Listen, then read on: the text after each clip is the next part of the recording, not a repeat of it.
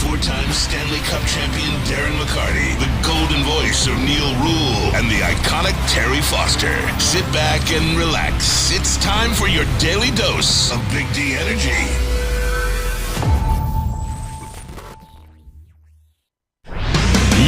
Yo, welcome back, everybody. Big D Energy, Woodward Sports Network, Neal Ruhl, Darren McCarty, Terry Foster, Sam Flannel, Spencer Rockstar here in the building. Happy to have all of you with us. Remember, you can tap in on the woodwardsports.com chat thread. Get your thoughts out there.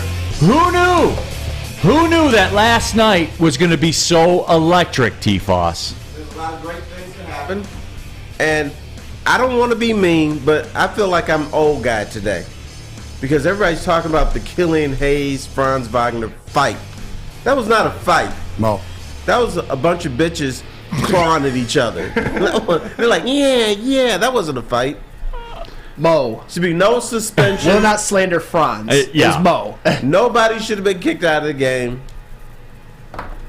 And Has that league gotten? I mean, Neal, you are the one who broadcasts the game. Yeah. I mean, you absolutely broadcasted the previous game and stuff like that. Is this something that was a misnomer? To me, I said to Terry before the show, wasn't this like during the substitutions back in the Bad Boys days? This stuff would happen all the time? No, for me, it was one of those things where it had a bad look to it. And Wagner, that was a bitch move by Mo Wagner, Sam Flannel. As a Michigan man, do you still claim him?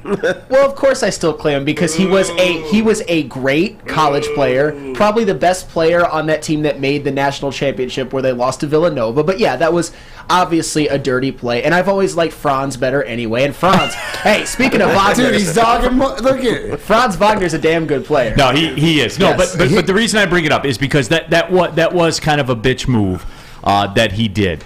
And then the way when Killian kind of came after him, he got consumed by the Pistons bench. You know, when he got hit from behind, and so you knew right away, D-Mac. And look, I saw the Orlando Magic bench; they emptied right away, and Which they were supposed to do. And I know they're not supposed to, And but you they'll knew. all be suspended for the next game. Well, yeah. But We'll see. is this not the issue? It looked Let's get bad, serious. D-Mac. Is this not the issue why it looked bad? Because, and you, Terry, brought this up earlier also, when you punch somebody in the back of the head, you could break your hand. Now, I agree, like, what happened to respond, but, you know, maybe a push in the back or something like this would have been more acceptable, but, I mean, heat of the moment, and like you said, John Rambo, what did he say, who drew first blood? So I like the fact that the teams stick together. Obviously, I don't think it's as big of a deal, but maybe it is to some people, so be it. Can I retract something?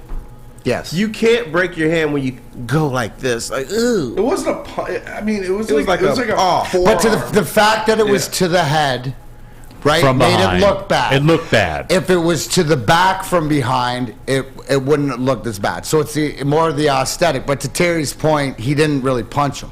Right. He just sort of like... It was like your cat go, ooh. No, and hey, we're definitely going to get into that. But I like the fire. I mean, did anybody say that the emotion that was showed by Killian Hayes, and we're always looking for something out of him? It's some sort of emotion. You know in what the we season? found out the last month? Killian Hayes is not dead.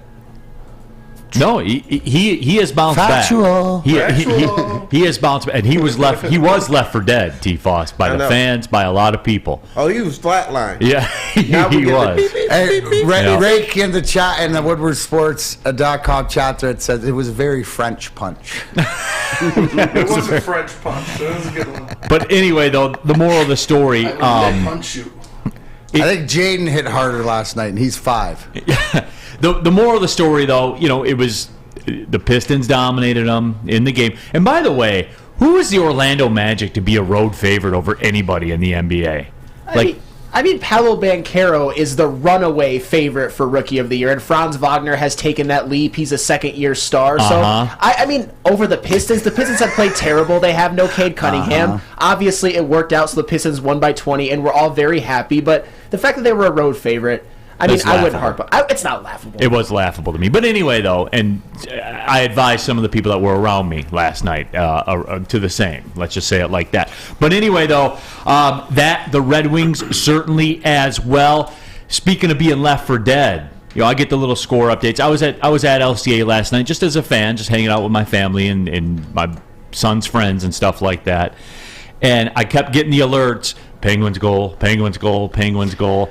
I was like, man. I wasn't watching. I was at Combat 1 in Waterford. You're wrestling against Mr. Kennedy, Mr. Anderson. Mr. Anderson. I sent you that intro. A lot of fun. What a great turnout. Anyways, but I got a text from my son. He goes, are you watching this or did you turn it off already? So I knew that it was bad. Got talking in the audience. It was 4-0. Then started paying attention to the end of the show, and when they got it to 4-2, you could hear the difference. So I turned it on for the third period and listened, and it's one of those things, Neal, where you think about in individual games at different moments what they were able to do, making it 4-3 with 5 minutes left, but getting that power play, taking advantage of too many men, and who was your guy? You know what I'm saying? Rasmussen to Perron. Right. I was saying this is a time in my head in the car. These are the moments. Can you make it take the next step and to be able to tie it, and for them to be able to finish it off. To be able to finish it off in overtime and to take those 2 points. I was telling Spencer earlier, I go, when we're talking about the end of the year, because this is a roller coaster, I'm done going in, out, in, out.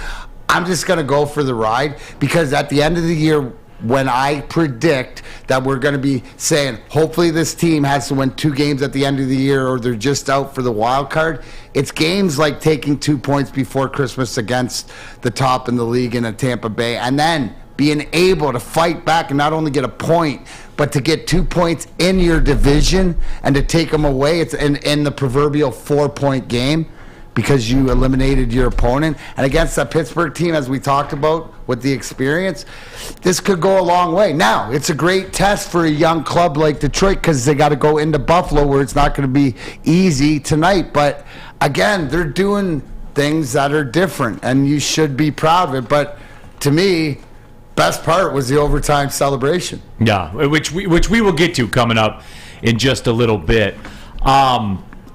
Spenny, you got the video from LCA, the wave video, because I do have to ask this. I can grab it. You're gonna grab it real quick because I do have a critical question for people. And look, the Red Wings deserve to be talked about, and we are going to talk about them because once again, left for dead. Here they come again. They beat the Lightning. They win at Pittsburgh. Here we go again. But through all that being said, as I mentioned, I was at the Pistons games. D-Max wrestling Mr. Kennedy. T-Foss, you were what? Where you were hanging out at the West Bloomfield compound? I was watching a marathon of Yellowstone. Yeah. Nice. What season? I don't know. All They of just them? played them. Yeah, they played all of them. All of them. But anyway, as I said, I was at LCA. And by the way, props to the Detroit sports fans. The building was full Monday night for the Clippers game, and it was 95% full last night for Orlando, like the Pistons in Orlando, and the fans were there. They were out. Pistons fans are cut different, man. Like they are the Grant Hill, the teal jerseys, and everything. Like they're rocked out. They are ready to go when they roll in there. And this happened Monday night, and then last night as well. We got it, Spenny? Are you still working on that one? Yeah, it's 1 second. Okay, yeah, because I have a critical question because I saw something that I haven't seen in a very, very long time. And when I saw it, I was like, hey, that's cool. But then I was like, wait a minute, I was told that's dumb and played out. So it's kind of weird because when I saw it, it took me back. And I liked it. And to be fair, we've been in a situation in this town for going on 7 years where there hasn't been the occasion. Spenny, roll it for him. Last night at LCA, the wave kicked. The wave was back at LCA, and it was strong, and it was the whole building. So it begged the question to me: the wave. Yay or nay? Oh, yay. Yeah, yay to the fact, because you know what it senses to me, because what did we hear Dan Campbell a few weeks ago on the Penn Sewell? He got caught watching the fans doing the wave over at Ford Field and stuff. You know what the wave indicates, right? Because I've been at Red Wings games and I've seen people try to get the wave started and no one was into it. What this means is I think that the the Detroit sports fan is back, baby. Is back. We're back, baby. Getting back all in. Because is the wave not all in? Did it started back, Terry? Was it started back with the Tigers? Yeah, I always remember the Tigers wave. Right. But I mean, it transcends, yeah. and to me, it means the Detroit sports fan is invested, and what a better time because they see what's coming down the road. It ain't about what's now, but it's about being there and bringing whatever that history is when it comes to the Pistons. Like you said, there's diehard Pistons. They want a great team. They know, I think they believe in this team, and to be able to, like you said, to show up against an Orlando team with a team that isn't going to make the over, let alone make the playoffs. So or maybe Piston fans are just embarrassed because you could go to the LCA and go 1, 2, 3, 4. That's how you could count how many people are in the building. So now people kind of make fun of the Piston fans and you're not all in. And it's a miracle that it was 95% full after they blew that game Monday. And there it was. And look, I know the timing's got a lot to do with it. I think we've shown around here, like over the holiday break, because we've noticed this even at Oakland. You get big crowds over the holiday break. Yeah, people everybody got wants time to enjoy the entertainment. They're not. If you walk through that crowd, I bet they're not looking for a win. They're looking to spend time with their buddy that's a Pistons at Christmas or home for the holidays. I think that's the Detroit sports fan. And they're in there double fisting, and we'll see it New Year's Eve at LCA. One of my buddies I went to the game New Year's Day with. at Ford Field. Yeah. I mean, it's a big weekend coming up. I mean, for all you, hey, Smitty. Buckle up, buddy. Oh, yeah. I'm ready. Buckle up, I'm buddy. ready for it. Plus, let's not. The Pistons had a pretty cool promotion too. If you bought 3 games, you got bobbleheads of Jaden Ivey, Cade Cunningham, Right. And was it Isaiah Thomas? I don't know what the third one was. I read the promo and I forgot. I read the I got promo 2 a couple of the of times. You got 2 of the 3. Yes. Let's Woodward Sports chat poll that one, Spenny. The wave. Yes or no? Because remember, there was a time there was an anti-wave sentiment that was growing. Yeah, but you weren't good enough. You weren't good. You had nothing going in any sport. So I think it's about building. You know what that was? That was just people being dicks. They were just against everything. So that happens now and then. The wave was cool. Yeah, so it's just something. It was cool to see again, and I had forgotten about it. What about the younger Sam Flannel, the youngsters now, the younger crowd? You guys support it or no? I mean, I'm okay with the wave, especially since You gonna legend kill it? no, I'm not going to legend kill it. What I'm going to do is legend hype the Detroit Pistons fans. They are the worst team in the NBA, and they are missing their star player Cade Cunningham for the season, and they have showed out in 2 straight games. You said it was almost completely full against the Clippers, and it was it was full. Yes, and it was against the Clippers. 95% full last night against the Magic. And it's just, I understand that Pistons fans are kind of starved for a winning team, but they're not a winning team yet. But I think they see that the Pistons are building something that could be special. Cade Cunningham, a guy like him, could be the biggest star in the city in the next few years. So it's just impressive to see this team still has that kind of support, even though they're not very good. And the fact that the wave, it looked like a pretty damn good wave. It was. It takes a full stadium to make a good wave. So I'm proud of the Pistons fans. What about you, Spenny? Is that some dad energy? People doing the wave or not? Yeah, it's a little dad energy. All I right, like there it is. I like it. That's what you do at a sporting event. You get everybody in on it. It's fun. I always do the wave. I'll be, You're in there? 2 beers in hand.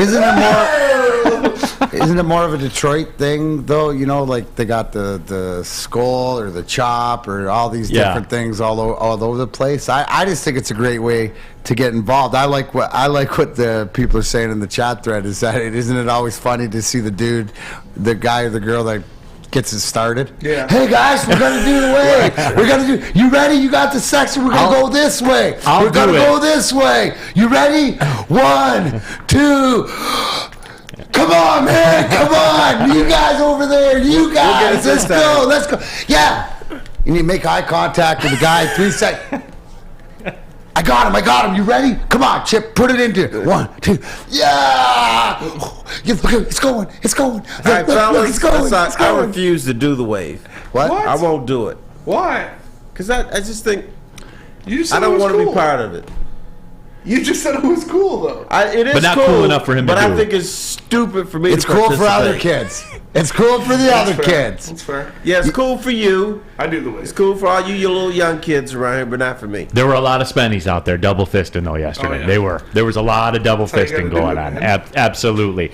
Just like, hey, there's a lot of big projects going on. What are you going to do there? Projects, absolutely. You know where to go at Alta, because uptime matters. Alta Equipment has everything you need to get the job done right. Even if you have a bog project coming up, give Alta Rent. Give them a call. They got you covered, so give them a call. Today, 844-GO-TO-ALTA. That's 844-GO-TO-ALTA. As chilly weather approaches, Big Boy's got the perfect comfort meals for you. Try our hearty classic meatloaf or our creamy Cajun chicken Alfredo. These will be sure to leave you craving for more. How about breakfast? Our stuffed potato pancakes are back with our lumberjack, blockbuster, and Santa Fe Garden. These potato pancakes will definitely fill you up. Whether it's for breakfast, lunch, or dinner, come stock up on the perfect comfort meal today. We'll see you soon at Big Boy. Can't get enough Woodward sports content? Head over to woodwardsports.com right now for up-to-date sports articles and great entertainment news. We have the best writers, bloggers, and coverage all at your fingertips. Head to woodwardsports.com right now to experience all Woodward Sports has to offer.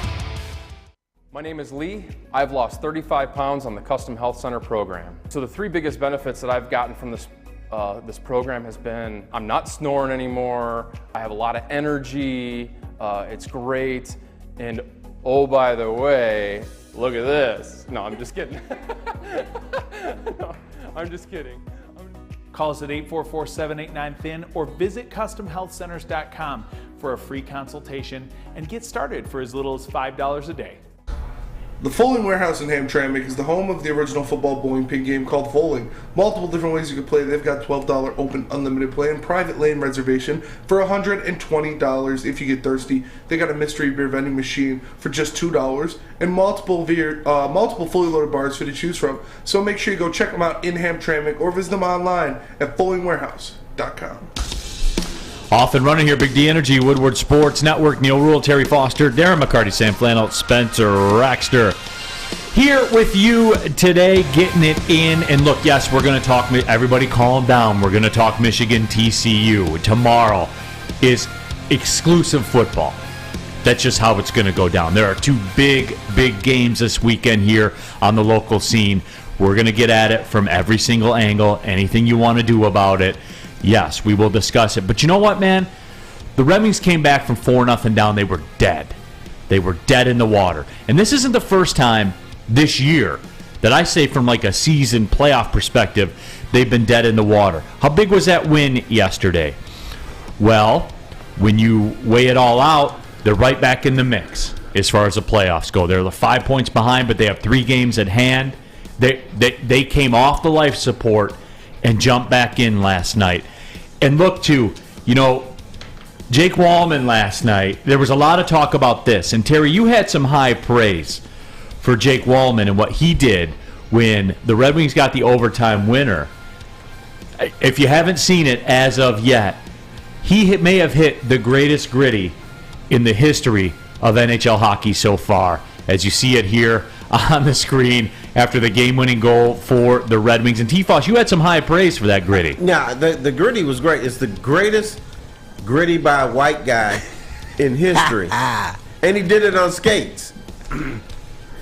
That's high praise from me. That is high praise from you. Closing out the woodwardsports.com chat poll, 78% of you say that you support the wave. So in honor of Wallman's overtime winner and Selly, as they call it in the NHL circles, we will do another Woodward Sports chat poll. Could Darren McCarty pull off the gritty on skates? Yes or no? He'll give you the answer. Don't spike the Kool-Aid. Darren McCarty couldn't pull off the gritty on the pavement. Right? He'd have a little bit of trouble. Let's run it. Do you think Darren McCarty would be able to pull off the gritty on skates? I can do anything if I practice. If you practice but there you go. That looks so smooth. He's probably a good dancer, Jake Wallman. Smooth, yeah. Detroit Dabber 313, who was first in the WoodwardSports.com chat thread, says it was the first gritty in NHL history. We can't confirm that. It is. Trust me. One of the things, and I saw this, and I think it was Klompsauce that said it, though, is that I remember we had we had a big comeback, and I believe it was the 95-96 season, and we were in Boston. I remember this because Scotty was making a point because he sat Drapes, Primo, and Cicerelli out of the lineup, and we were down 5-1 to Boston and ended up coming back, taking it to overtime and winning in overtime. Why do I remember that? Because we were in Boston and there were car bombs that night going. Not the real car bombs, at the bar car bombs in celebration. So that was a big road victory win, but we came back and I remember I think Stevie scored the overtime winner. But, getting to yesterday's game, you know what I liked to Neal? Answered your question, right? The big question you had is about Husso had to be the guy. You were done with Nedeljkovic. We needed somebody back in. I mentioned Stevie had addressed it, brought in another goaltender. You're going to go with 3 goaltenders. Marcus Hallberg comes in last night. Husso, probably one of his worst games. Right, gets behind, team doesn't play well, 4-0, but you bring a goaltender in that gives you a chance to get back in the game. Number one, so right there, that pays off. If you want to see is Steve Yzerman, #Wiser plan, there is some proof to why you trust the Wiser plan. To your proof, another thing that I really loved is you look at how this comeback was sort of initiated, and it's through the young guys. I brought up, yes, Michael Rasmussen and the way that he's evolved and played, right? Big part of that game yesterday. How about Jonathan Berggren getting on the board? Joe Veleno playing big minutes, blocking big shots. But Neal, also, if you listen to that game, why did they score late in the game? Because a save was made on a 3-on-1. And what else? Puck possession. They won those face-offs on the power play that ended up in the back of the Pittsburgh net. They did all the things that they needed to do to get back in the game, the little things, and it was done by the guys that are doing the yeoman's work. You're not hearing Larkin, Kubalik, Raymond, Kopp, right? You're seeing a guys like Veleno, the Berggrens, your third and your fourth line stepping up. So what a team win. And to that point, who drops the gritty with the OT winner? Jake Wallman. What have I been saying? What did I say yesterday? You see the way they're mixing it around. He's playing minutes on the first line with Mo Seider. They got a lot of confidence in this kid. Why? Because he can skate. And again, look, up ice, bing, bang, putting in the overtime winner on 3-on-3. This is a huge win for that. I want everybody to mark this, and we'll see, because now good teams, you can't lay an egg tonight. You got to go out with that same attitude and continue the way you finished the last 2 periods in that game. You can't have a layoff. That's because of the youth. That's what you worry about. But this could be a big win for these guys because of how they did it. You buying that, T-Foss? It could be, but the fact that they got to play tonight, NHL and NBA schedules are just so ongoing that there's no memory, man. Yeah, there's no memory. You always look for a spark.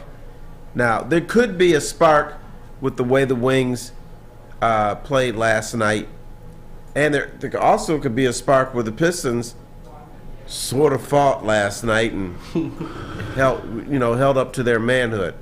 So maybe one of them will get a spark or something. Who knows? Yeah, but also too confidence, right? Because what did Hellberg do is, stop one of the greatest players we were talking about, Sidney Crosby, on a breakaway. Made the save when he needed to make at whatever time. Doesn't matter what the score is, gave yourself an opportunity to win.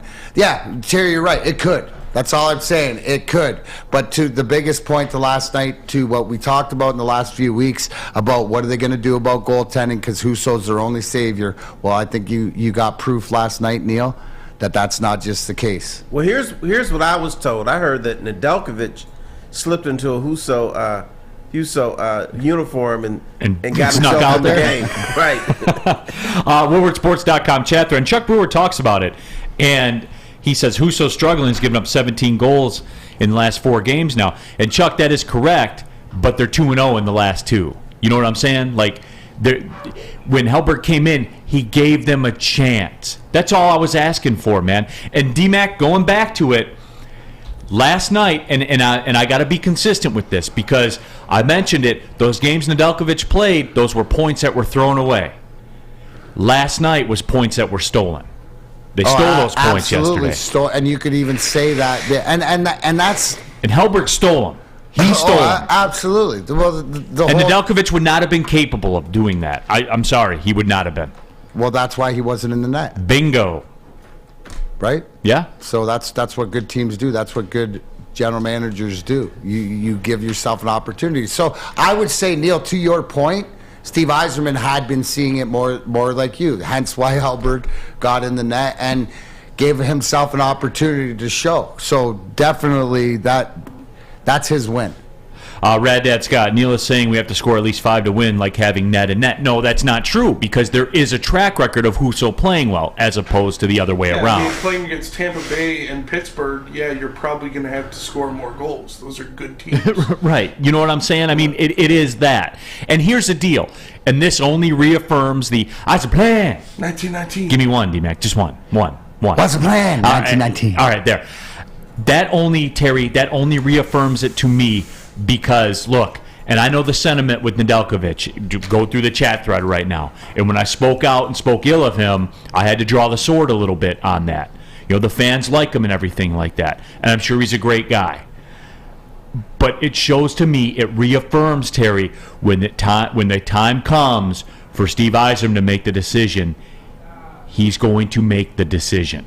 You know what I'm saying? I don't. There are no Stevie's guys, or there are no. There's nothing implied or anything like that. The bottom line is, you either help us win or you don't help us win. And if you don't help us win, you will not be on the ice. Period. End of story. I don't care what kind of guy you are. Any of that. I predicted that Steve Yzerman or the Wings would make a change or decision on the goalies by the first or second week of January. It looks like they started a little bit early.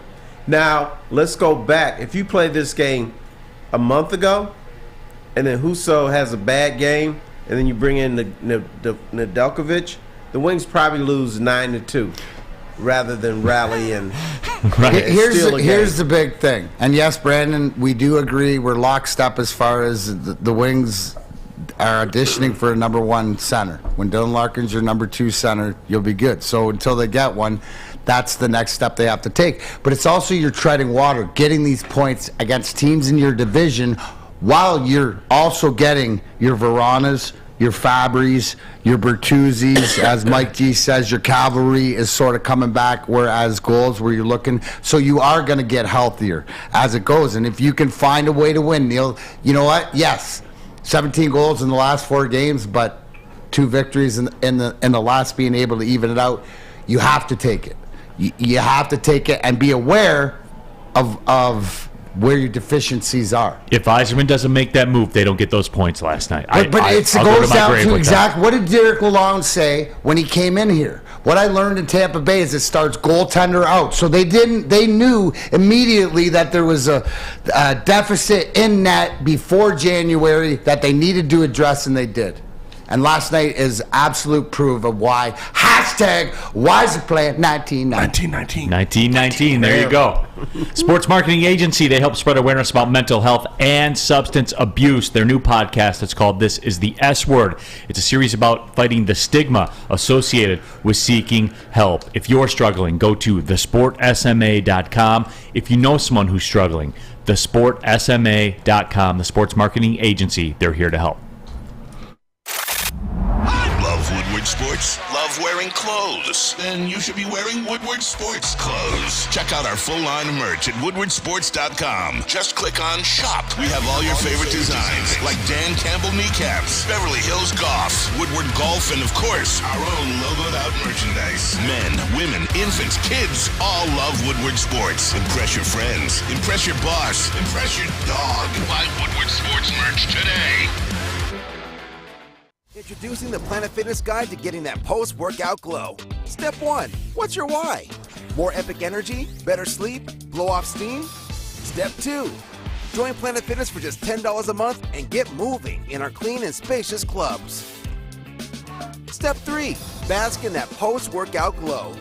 Join Planet Fitness today for just $10 a month. Join today at any of the 50-plus Detroit area locations.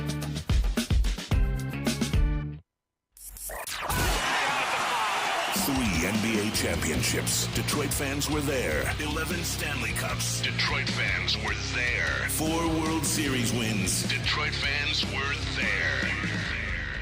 And that one Lions playoff win in 1991?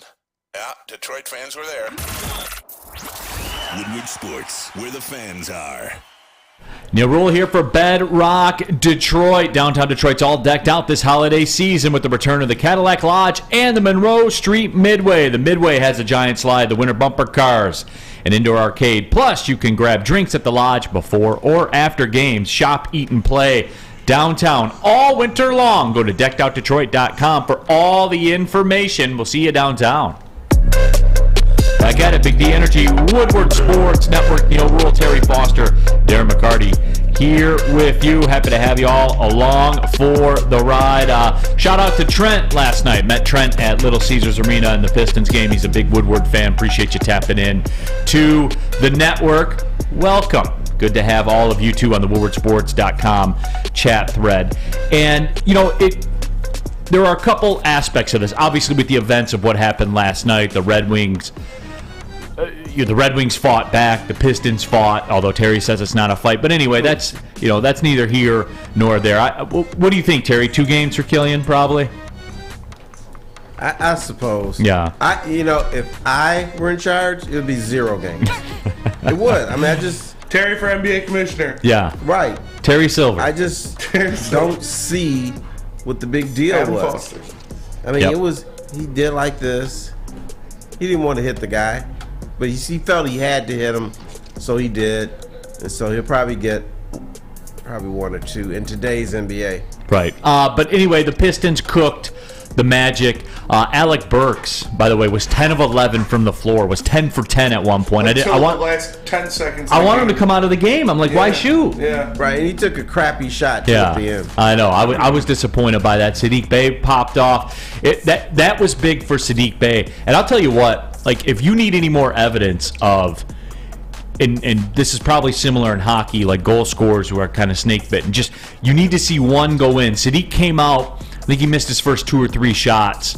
Shoulders kind of slumped again a little bit. Then he got a 3-pointer that rattled and popped out and then fell back in, and then he went off after that. If you need any more evidence, man, it just takes one. That's true, right, D-Mac? No, I think that it is. I don't know. I'm not a true goal scorer, but goal scorers the same way. I mean, it's the same sort of adage. It always reminds me of what Brendan Shanahan used to say.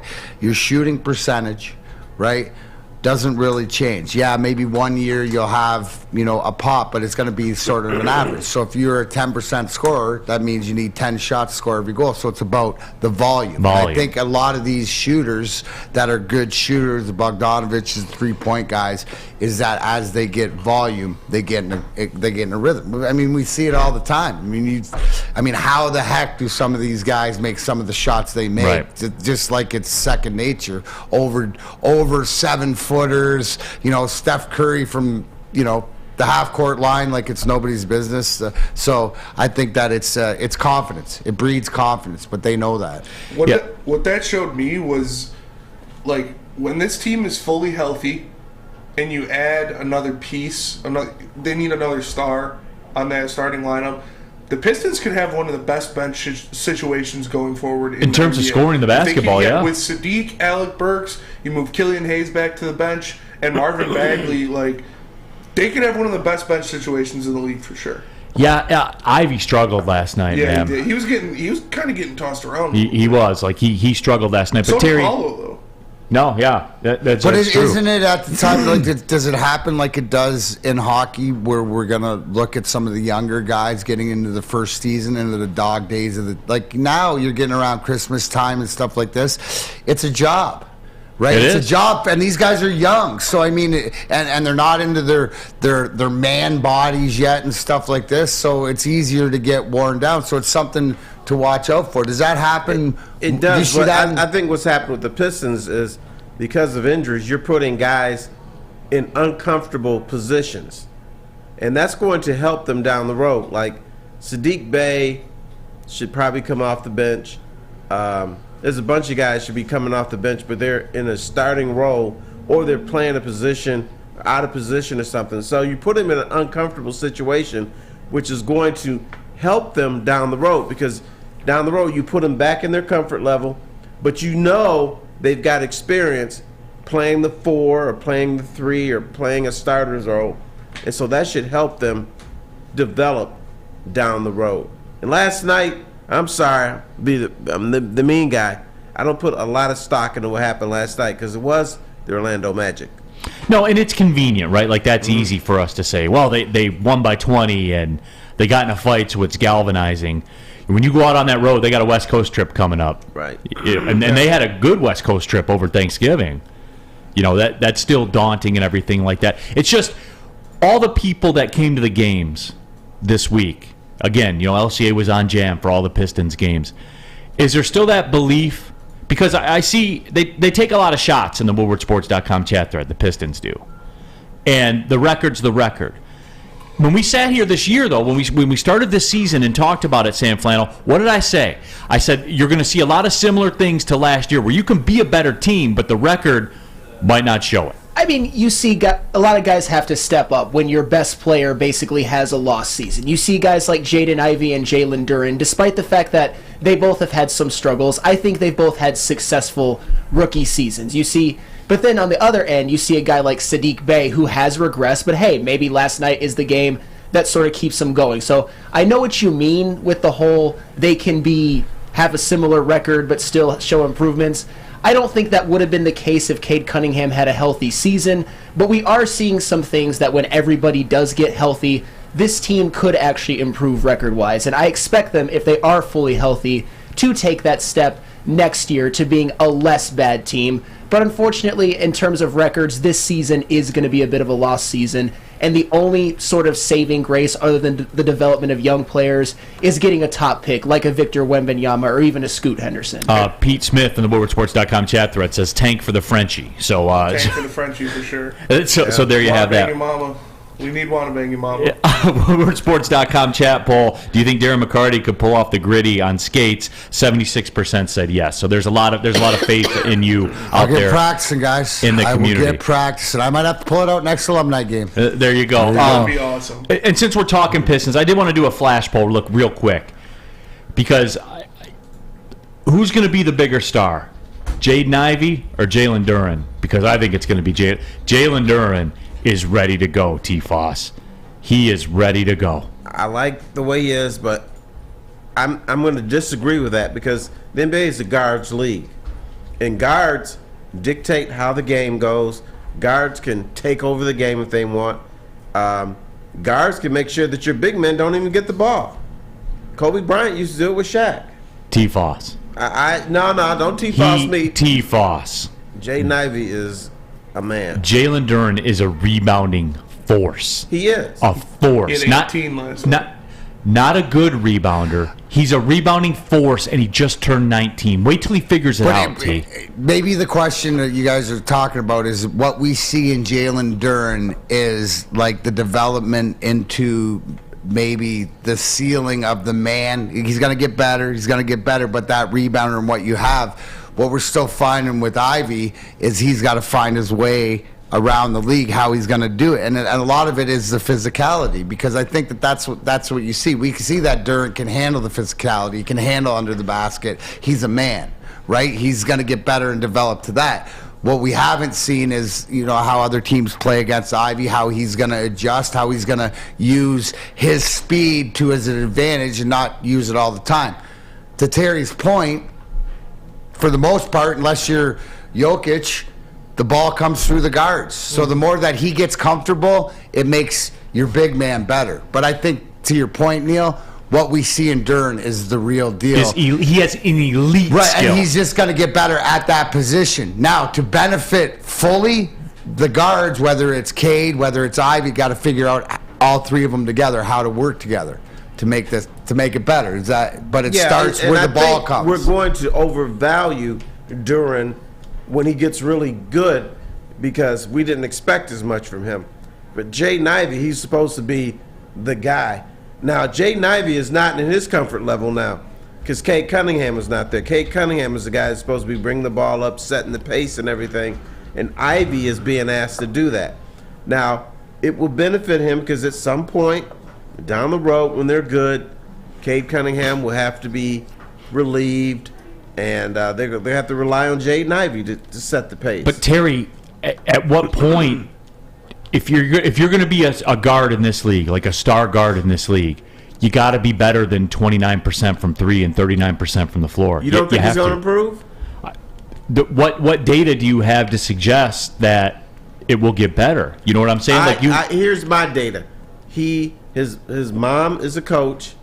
Which I agree. His dad played professional basketball. Which I agree. They're talking to him.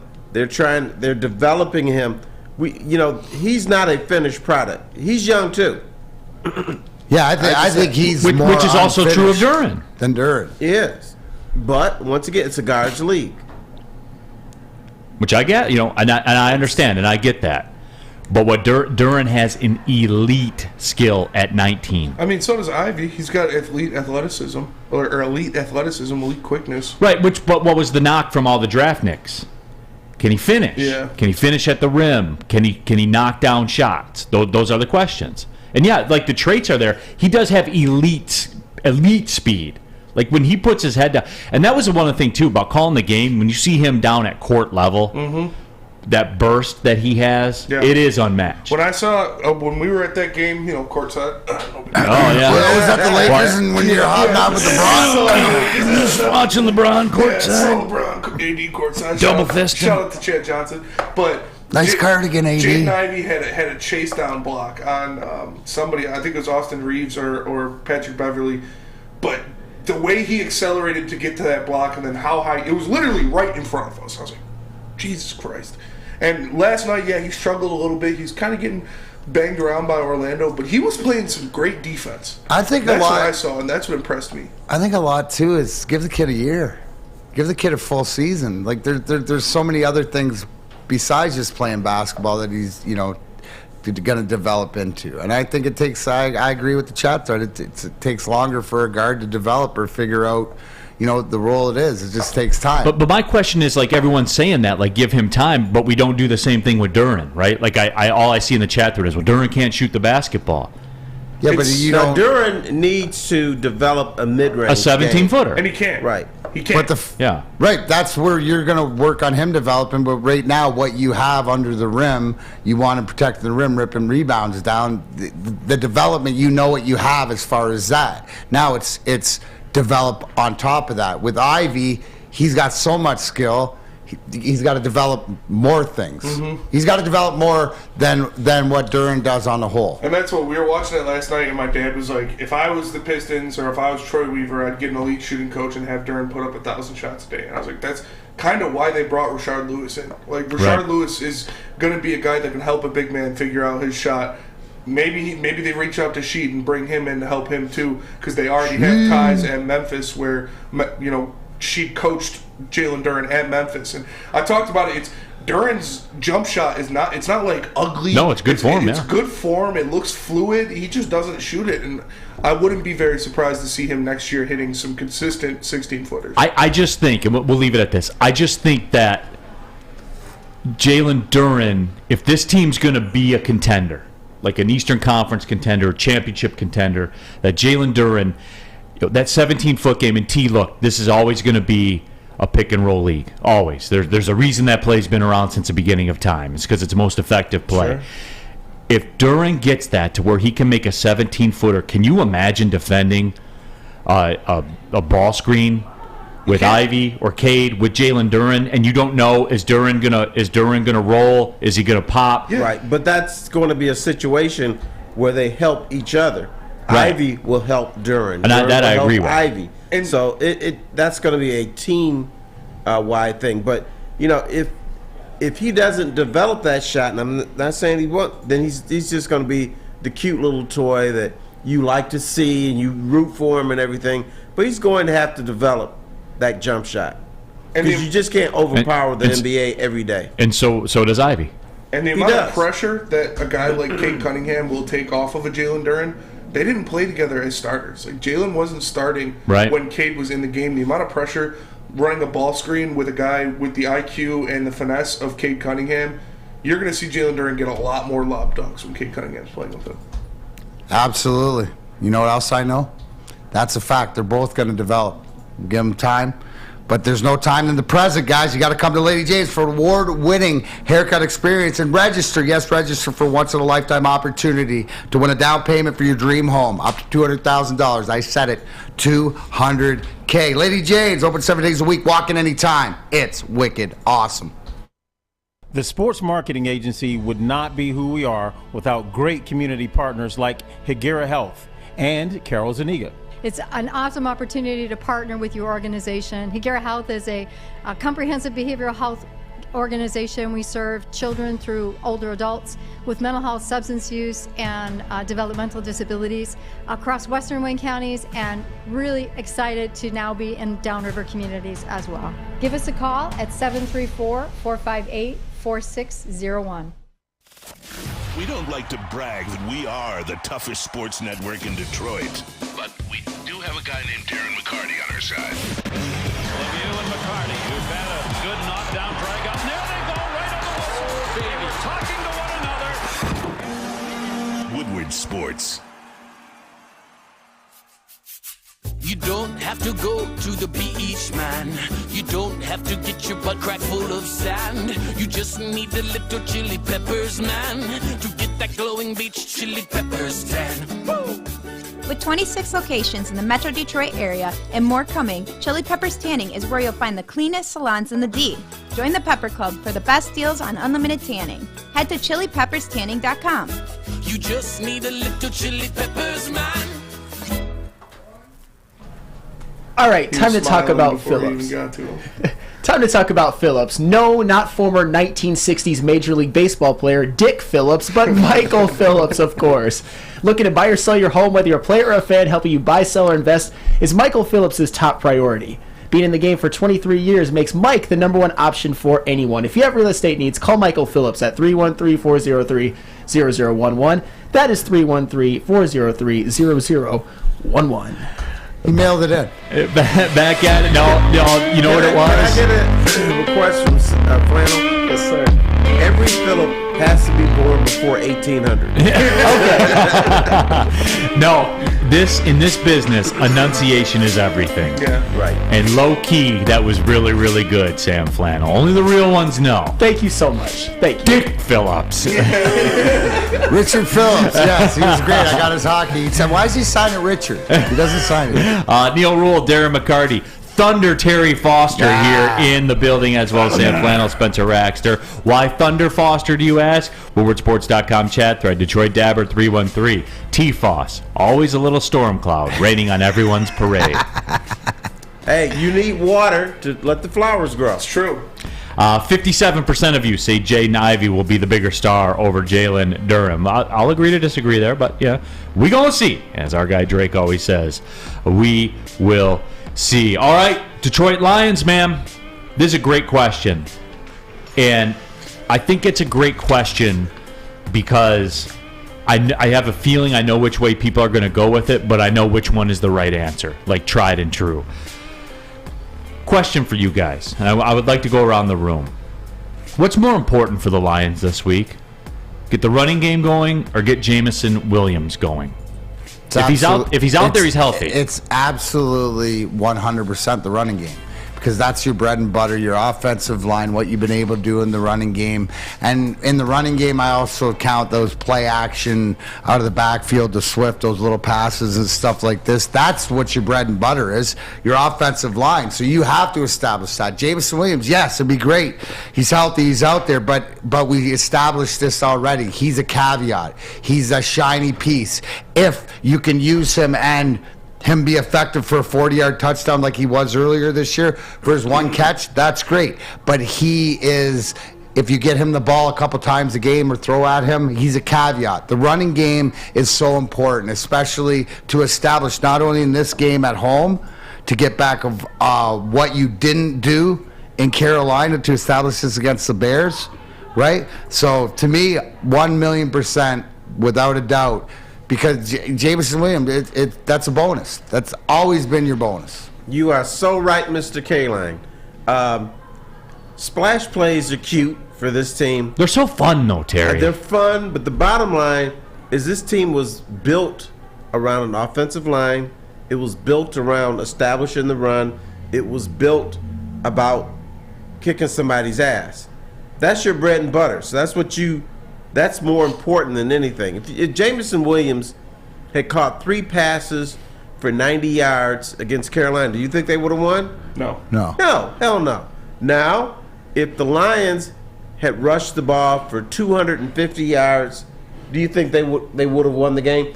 Could have. Quite possibly. Because Carolina is not going to have the ball for, to rush for 300 yards. More than 300. More than 300. So definitely the running game is way more important. WoodwardSports.com chat thread, Gromit0237. How about stopping the run? Well, what's understood doesn't need to be explained. Yeah. I mean, obviously. Does what happened in Carolina, does that give you extra pause, too, with Justin Fields looming?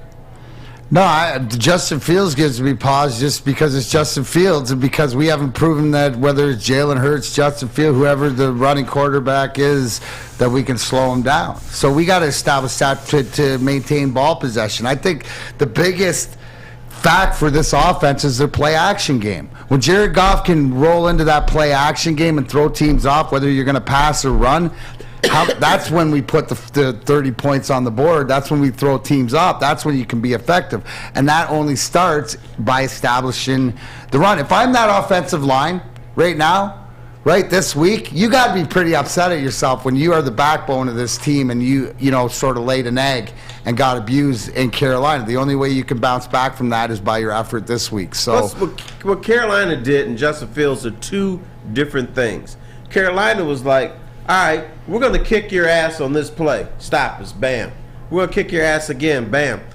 Justin Fields, for the most part, is, okay, our A play did not work. It's not there, so I need to scramble. It's not the Bears imposing their will on you. Now, Carolina imposed their will on the Detroit Lions, and then at some point, you kind of give up. Like, well, damn, this ain't our day. If Justin Fields is running, scrambling here and there, your mentality is, okay, they're not kicking our ass, but we are getting beat on splash plays. And it's a different mentality. You still feel like you're a real man when Justin Fields is hurting you, as opposed to Carolina's 2 running backs, where the thought is to embarrass you on every play. I'm not worried about our offensive line, and I think that what you're going to see, the message for defensively, right, is guys doing their own jobs. I think that the one thing that I want to see early is discipline on the defense and guys doing their own job, staying in their lanes. To the point, it's 2 different things. They got punched in the mouth by their will and their effort by Carolina. Justin Fields is so dangerous because he makes it up as he goes, and we haven't proven we can stop that. So the only way we can stop that is discipline, right? Where you don't see Hutch flying down, you see him staying in his lane, McNeil, the big boys on the inside. So there's a lot of questions that need to be answered, but to me, when you talk about the perfect storm with Detroit coming home the way that they've played, being able to practice at home and stuff like this, playing in the dome, I'm confident. There is a Jameson Williams contingent, though, in the WoodwardSports.com chat thread. QB Michael G says, answers Jameson, we need to open up passing and go back to balance later. And look, people are going to say that, and I know Goff had the 330 and stuff like that. When you're down 31-7, though, it was a lot of garbage time stats for sure. And Jared Goff is at his best when the play action game is in effect. And you can't have a play action game unless you have a running game. Obviously, we're not asking Jamo Williams or DeAndre Swift to be prime Todd Gurley, which is one of the best backs the league has ever seen, but you need something out of that running game to suck those linebackers in, make them put an extra guy in the box, and then you let Jared Goff fake the handoff and hit somebody deep across the middle. So for me, it's definitely the running game because you need that to help open up the pass game. And all this stuff that we're talking about, too, about Justin Fields, and I see it on here as well, where people are talking about it. Like Paul Thomas says, we need to slow down the Hall of Fields. He can run, not a big deal. Overall, he's not a top-notch quarterback that the Bears thought they were. And other people are discussing it where, if you look at what the Bears do, and the secondary and stopping Justin Fields with the run and all that kind of stuff, that's what plays into it, like what D-Mac was saying about the offensive line and running the football and all that kind of stuff. The interesting thing to me is what I heard what Carolina did. We come back from the break, I'll talk about that, what I read up through the Carolina media and stuff like that. And I got another question to pose. It's Question Thursday. Like, I'm asking you guys some questions here because I want to see the answers. And we want to help you with some quality answers. Terry Foster. Help us help you, Neal. Help me. Right. Here, I'll help you. Tell you about Cintron, the official energy drink of the Red Wings. How do you think the Red Wings came back from a 4-0 deficit? Cranberry. That is absolutely why. And they've combined all three of the delicious flavors, including cranberry, into the Red Wings themed 6-pack sampler box. You get it all. Cranberry, classic, and sugar-free. And if you go to Kroger, you can double up because it's 2 for $4. Why wait? Order your Cintron 6-pack sampler box today at CintronWorld.com/Red Wings. Get energized with Cintron and let's go Red Wings. What's a winter wonderland if you can't shop, eat, and play? Lucky for you, you can do it all at the Downtown Detroit Markets, Cadillac Lodge, and the new winter version of the Monroe Street Midway, all located just across the street from Campus Martius Park. Find the fun at deckedoutdetroit.com.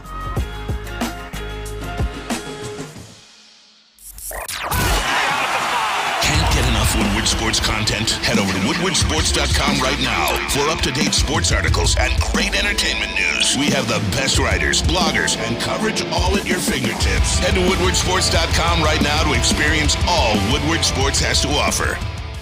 Hi, I'm John from Better Rate Mortgage, and to me, family is more than blood. That's why I have the biggest family in Metro Detroit.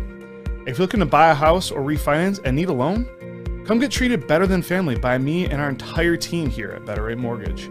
We pride ourselves on giving you better advice, better service, and a better loan experience. That's why we are Better Rate. If you're looking for a new mortgage, come get treated like family. Actually, better with Better Rate Mortgage. Visit us at mybetterrate.com or call at 248-480-4467 today. Neal Ruhl here for Custom Health Centers. Our very own Ryan Ermanni has started his voyage. He's down over 15 pounds with the help of Custom Health Centers. They have over 20,000 success story. Ryan Ermanni looks like he'll be the next one. You can be one as well. They've helped former Detroit Lion Eddie Murray, Pistons bad boy Rick Mahorn. Rick's down over 50 pounds, everybody. Custom Health Centers. Give them a call today. Call Dr. Jason, 844-789-8446. That's 844-789-THIN. It's Custom Health Centers. Back at it here with the Monroe Street Minute. That is right, you guys. Make sure you get downtown. It's on and popping downtown with the Monroe Street Midway. Terry Foster's favorite, the drinks they got the drinks covered, Terry. You can confirm. They do. And cold and warm. Whatever you want. Absolutely. You want an old-fashioned, Terry? Guess what? You could get it. And they'll spike your eggnog if you want. There you have it as well. The Puck Putt is out there as well. The Winter Arcade, all of it. Shops, too. Terry, the shop, I think people miss on this. It's a downtown shopping experience as well. It is. I have, for the last 4 years, I've gotten Honey Bun, that's my wife, some jewelry from down there. And then, I like to go down there and get some cookies and stuff Honey like Bun, that. a.k.a. Fauci. Fauci. Same person, just so people, right? And speaking of the food as well, pierogies, chili, chicken sandwiches, all of it. Spenmo could eat 60 pierogies down there if he wanted to. And if you go into the tent, it's toasty in there. Toasty warm, that is it. Monroe Street Midway going out all winter long in downtown Detroit. Go to deckedoutdetroit.com for more information. It's Monroe Street Midway. On and poppin', hour number 2, Big D Energy, Woodward Sports Network, woodwardsports.com chat thread. Alicia says hot cider and rum. Earlier somebody said, dang it, I joined late and missed the hockey conversation. Subscribe to the podcast. Boom, problem solved. Big D Energy podcast, wherever you get podcasts. Rewind, fast forward. You're not a basketball fan, want to listen to the hockey stuff, do that. Basketball fan, not a hockey fan, Rewind, fast forward to do all that. Whatever you guys want to do, you can do it wherever podcasts are available. That's the buzz. Wherever you get your podcast. But yeah, Neal Ruhl, Darren McCarty, Sam Flannel, Spencer Raxter, Thunder Terry Foster here in the building as well. And we've been talking Lions, Bears, and you know what's more important, the running game, getting Jamison Williams integrated into the offense. So a lot of people talk about stopping the run. And I have a question. And this isn't a got you, Sam Flannel, so don't worry. We're not going there with that. What I read from the Carolina media, Sam Flannel, was what Carolina was able to do with their run game. Their whole plan centered around using the Lions' aggressiveness to their disadvantage, to exploiting gaps, over pursuit on the ends, and things like that. That would include all of our defensive ends. It's not an attack. It's just a statement of fact. I'm telling you what I was told. It's factual that the Carolina Panthers use the Lions' aggressiveness in the run game against them. And whatever angle of attack they took, they attacked the exposed gap in the run game. It really was a masterclass. How do you stop that, Sam Flannel? I mean, you got to be more. You got to be more gap disciplined. You can't over pursue. And the thing is that the Bears, they have the type of offense, they have the type of quarterback, the running quarterback like Justin Fields, who can really take advantage of over pursuing and not being gap disciplined. They have Khalil Herbert back. They have David Montgomery. They are the #1 rushing team in the NFL, and that's the way that they've beat teams offensively. My thing is that I don't think the Lions can completely stop the Chicago Bears rushing offense. I think the Bears will get... I think both things can be true, and I want to think a little bit positively. I think that the Bears will rush for over 200 yards as a team, I really do, and the Lions will still win by 2 scores, because that Bears defense can't stop a nosebleed. And also, if the Lions offense starts out strong, the Bears will be playing from behind. So the rushing attack is a concern. The Carolina Panthers obviously don't have near the rushing attack that the Bears do, but they just had the perfect game plan, and the Lions defense didn't want to be there. But I don't think it'll. I think the Bears will get their yards on the ground, but they'll still lose. I'm not super concerned. D-Mac is bringing up some good points. Here's my question about this team. What we've learned throughout the season, right? They got brought to school, so to speak, right? Steve Wilkes and his Carolina team did the film study and imparted the game plan that they needed and took the will away. And what didn't we do? We didn't adjust. We did some good adjustments throughout the season. But the thing that I like about this Lions team is the transparency of knowing that they got punched in the face, knowing they got abused, knowing that they can go into that film room with former players and whatever and adjust to it and correct their mistakes. Why do I say this? Early in the season, let's talk about those end guys. Let's talk about Sam's guy, Aiden Hutchinson, right? Was never about the motor, but out of position a lot of times. What are we saying? Make a play, right? They're young guys. They're going to make mistakes, but they're going to learn from it. So what do I expect to see is more discipline and them adjusting to it so that this doesn't happen again. When teams are going to try, it's a copycat league. Teams coming in, Chicago's going to try to do exactly what the same that Carolina did, so it's on Detroit to adjust if that happens, running their gaps or doing whatever else. You know, right there, you can always say that you got punched in the face on the field, but also too, right in the office, you know, they beat you too. There's so the something coaching else staff, you it need was to a throw totally into this too. Game. Sometimes things are going so well, you think your shit don't stink. So Dan Campbell said that maybe this is the best thing that can happen to them, and I think what he means by that is things go so well that you forget what got you there. That you got they got a reality check. It's youth too. It was a reality check, and you had to wake up. They're young. This team is second youngest team or whatever. There's certain things that you have to experience in sports and at the professional level to know that you've been there. You don't want it to happen again. But until you're in that position, and Terry, that could be right it. You're feeling yourself.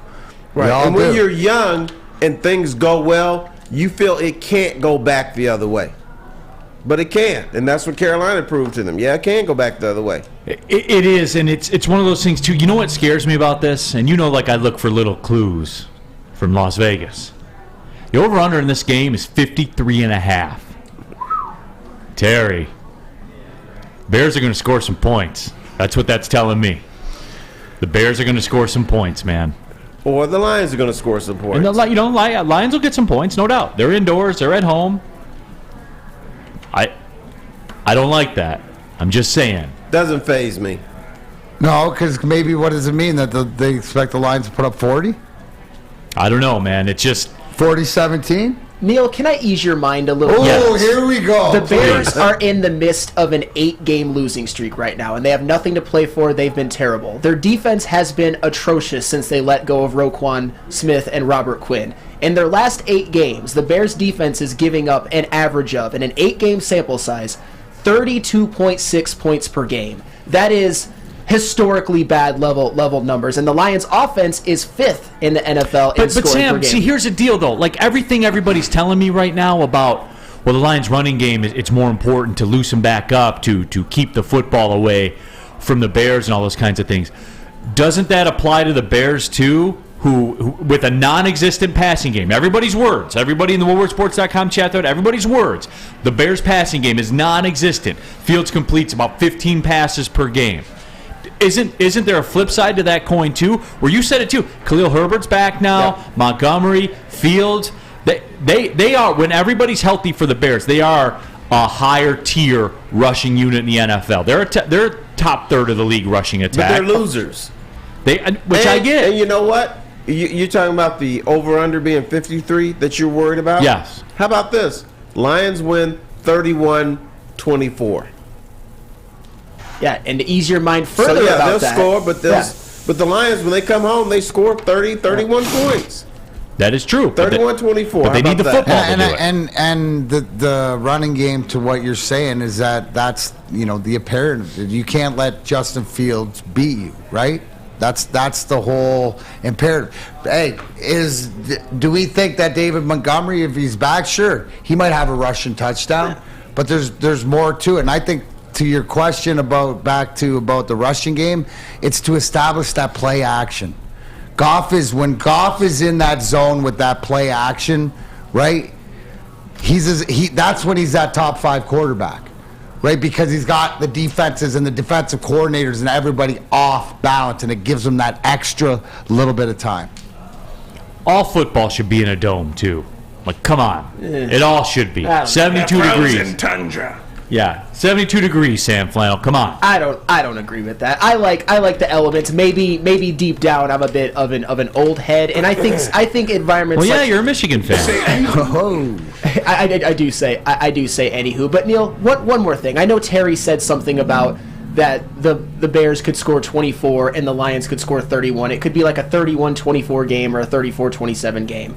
No team in the NFL can lose a one-score game quite like the Chicago Bears. In one-score games, they are 1-7. Justin Fields has led exactly one game-winning drive all season, and it was 4 plays for 0 yards. Roquan Smith got an interception deep in Houston Texans territory.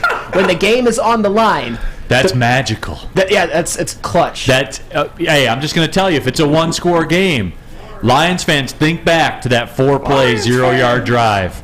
Yes. Game-winning drive that Fields led. Well, what did Justin Fields do in crunch time when it was 31-30 Lions in the first matchup of the season? He got sacked twice. They obviously have no offensive system. It's just Justin Fields run around and make a play, and he will put some up for grabs. So I'm not worried about this game in the slightest. I think they'll run the football effectively, the Bears, but they're not going to win. They're not going to stop the Lions at all, and in the clutch, they are historically bad.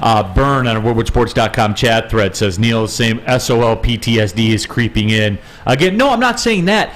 Guys, and I'm seeing it on here, Lions win 40-14. That's not this league. No, how many times do you see that? For real, how many times do you see that a week? Not a lot. You don't. You see it once a season. The Lions have already done that. Now, if on this subject, if I'm the dark cloud, I think Neil is a contrarian. No, Terry. I'm looking at things. I'm looking at things and looking at strengths and weaknesses. Are the Bears a good running team? Yes. By the numbers, they're the number 1 running team in the NFL. By the numbers. And no one's concerned about this at all after what we saw last week? I think that's fair, Terry. That's fair for me to have questions about that. But can the Bears stop the run?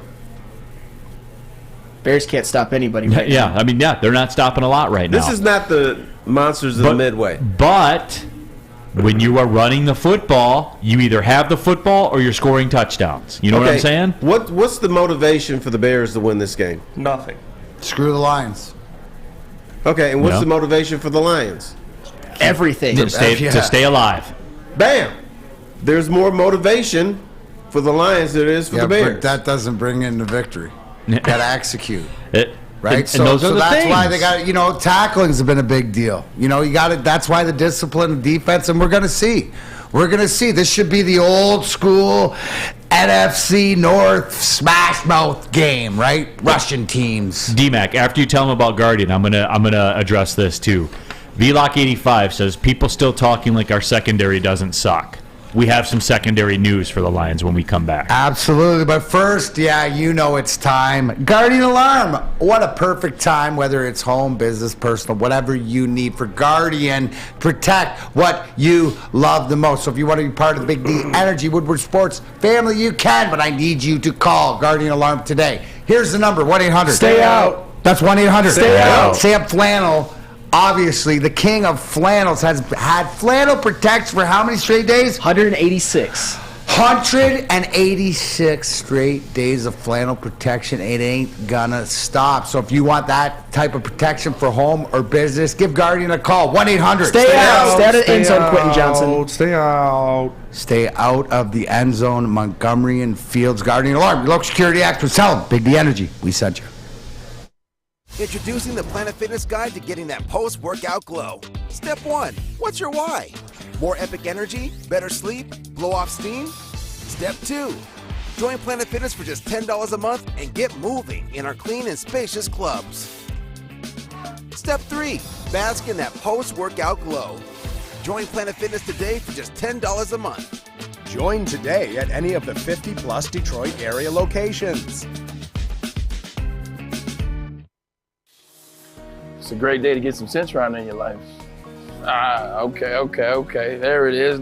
Centron, here we go. Gotta grab the cranberry. Oh wait, it's 2 for $4. Gotta double up with the classic as well. Centron World, baby. Centron, available at select Krogers, and if you wanna know how, go to @CentronWorld.com. You can get dope like me. You know what? Why wait?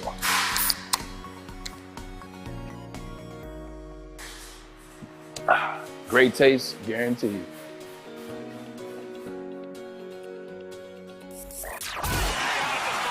Three NBA championships. Detroit fans were there. 11 Stanley Cups. Detroit fans were there. 4 World Series wins. Detroit fans were there.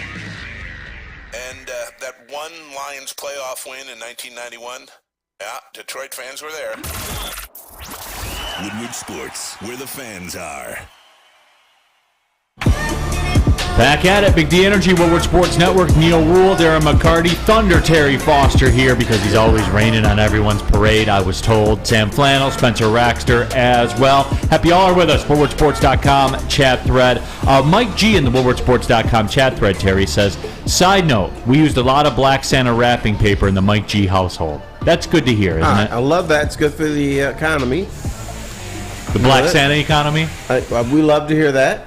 We do. How's Black Santa doing? Is he still? He's still with us, right? He is still with us, but Saturday afternoon he's gonna be put back in the box. We're always putting Black Santa back in the box, aren't we, Terry? He's gonna be storage. I'm grateful to Black Santa for his contributions to my holiday season this year. I'll be eternally grateful. Absolutely, that was fun. Hopefully next season, Terry, they solve your Black Santa issue. You know we what? have a chubby Black Santa. That's what Terry Foster. I would like to see. We'd like to fatten him up on Burger King or something like that. But next year, I may have to break out Black Santa Mailman. He's fat too. How can he be a mailman and be fat? Because they don't walk the beat anymore. They're in trucks. They drive the truck with the steering wheel on the wrong side of the car. Wrong side of the car, yeah. Okay. Why wait? That's right. Break them out in July. Can we get Black Santa in July for 1 week? We should do Christmas that. in July. Oh, the 6-month birthday Yeah. thing? Christmas in July with Black Santa. Let's do it. June 25th. Black Santa exclusive. Christmas in July. Let's do it just after the 4th of July because we don't want to conflict with Uncle Sam. No, we don't. Oh, what? Do they got beef? Black Santa and Uncle Sam got No, beef? they don't. But And Terry, we want him to get his full due, so we'll give him a full week. There's no black Uncle Sam. That's true. All right, we better. He's move always on. white guy. We're teetering right now. Right. Good thing the Canadian's sitting over here. How's she going, eh? WoodwardSports.com chat thread. And we brought that up, too, where they say, and I lost it, so forgive me, but we talk as though Detroit's secondary still isn't bad. Well, there's some bad news there. Kirby Joseph missed practice with a back injury, and that is not something that you want to hear. Just not, man. Guy's balling. What's that? Guy is balling out. What's You don't want to hear it, but once again, I go back to the Dan Campbell might be, I don't want to use the word pampering, but maybe he's being cautious with people. Well, don't we usually say let's see what the injury report is after today, and then tomorrow we're Let's guys see that what we're talking about tomorrow. tomorrow. Okay. No, and we will. I'm just saying. You see what I'm saying, though? Like, there's all these additives that are coming together right now. And I don't like it. Is there a little PTSD in there? Sure. I'll freely admit that. Yeah, but we all have it. You're just openly. I'm just like, verbalizing admitting it? Yeah, you're contrary. Hey, I want to settle you down for a minute. Okay. The Lions are going to kick the Chicago Bears' ass. 40-10? It's not going to be 40-10. An ass kicking in the NFL Could be 31-20. 30-10. Yeah, right. Yeah. That could be an ass kicking. Depending on how it's But constructed. it's not a mollywop. What about this? Detroit Dabber 313. We talked about there hasn't been a black Uncle Sam. What about Apollo Creed in the Rockies? That is a very good point. He wasn't Uncle Sam. He was dressed as Uncle Sam, but he wasn't Uncle Sam. Okay. And then one other question. Silent Service. Haven't seen you in here before, Silent Service. Welcome to Big D Energy. Which was a better Luther Vandross? Fat Luther Vandross or skinny Luther Vandross? Fat. I agree. He was a better singer and everything. Much better singer. Yep. He could get it from... Yeah, he got it from the gut. Right. Diaphragm. Yeah. Diaphragm, yeah. Thanks. You know, it's just that's one of those things. Like this, is it safe to say this football team needs Kirby Joseph to win? Oh, absolutely. Not only because he's your ball hawk, but arguably one of your best corners. I think the bigger thing is Deshaun Elliott. You know, as far as your safety and stuff like this. I mean, a little bit. Can we agree that the cornerback play, the secondary play, has been off and on, hot and cold throughout this season? We've seen some great moments. We've seen some guys make some big plays, some interceptions, but also, too, we see them get gashed. So, you know, it's one of these things that I look back as a professional is that when you, and to Terry's point that he made yesterday of this being the NFL up and down league, when you get embarrassed like you did and your manhood taken from you, that means something. And when you're a young team and you have to come back and you're playing for something and you're coming home against your home fans, there's something that, you know, you work a little bit harder. You know, you're supposed to work the same effort every week, but no, you might pay attention. I expect these guys to pay more attention to detail than they have all year, just for everything that's on stake also, but because of what happened. Because they know it too, Neal. You're bringing it up. They know it, right? They're thinking about it. So how do they stop that, you know, together? And there's other factors. I'm assuming Ford Field's going to be crazy on Sunday. Oh, yeah. Yeah, absolutely. Lions wearing the throwback jerseys, which is my favorite ones with the little... Are they really? I didn't catch that. They're wearing those I don't like with the those. big high socks. You don't like them? Oh, They're Spaghetti. just so boring. I like No, they're not boring, That's- but they're sweet. Yeah, They're boring. they're classy. Right. That's what they are. clean. Clean, yeah, crispy, as the kids would say. Crispy cream. Now we D-Mac. can talk about that. You know what I'm saying? D-Mac, do they know down at Ford Field, though? I had to alert the Red Wings about the Nedeljkovic situation. I don't think that they noticed it until I brought it up. You know what? Feel good. The game's not till Sunday, Yeah. and you've let them know. I've let them now. know in advance. So that was nice of you to wait till the end of the week, but, you know, all reports in. All reports are in. WoodwardSports.com chat thread. Corona says, wow, y'all are really going into this game overconfident that they will win. Terry, I think one by one, the people, I think I've made this a safe space to be scared a little bit. And you should. Here's my philosophy in life. You should never say the Lions should win a game. You can say, I think they can win. You can say, I hope they win, or they got a good shot at winning. But you can't just go into a game and say, Lions are going to win. Even though I just did it. At home against the 3-12 Bears with nothing to play for. Sam Flannel, on paper, you're right. On paper, you're 1,000% right. And we fancy this team as a playoff team, right? The playoff hopes took a blow. At least borderline. If you're a playoff team, you take care of this game. 100%. So why are we even? But you could be skeptical going in. But it's all on. Do you think that the self-awareness or looking in the mirror after what happened last week going into this game, that this team, will your Detroit Lions team be prepared by this coaching staff to do what they need to do? See, Neal got shook. He got shook by last week. I did. I'm not going to lie to you. And I tried to So you don't think so? See, that's a question you have to ask. And I do believe, because the things that I've been hearing out of the coach's mouth about right out of the rip, about the self-awareness of what happened. There's no hiding behind. This ain't Zach Wilson saying, hey, I did my job. You know what? We lost, and I did my... No.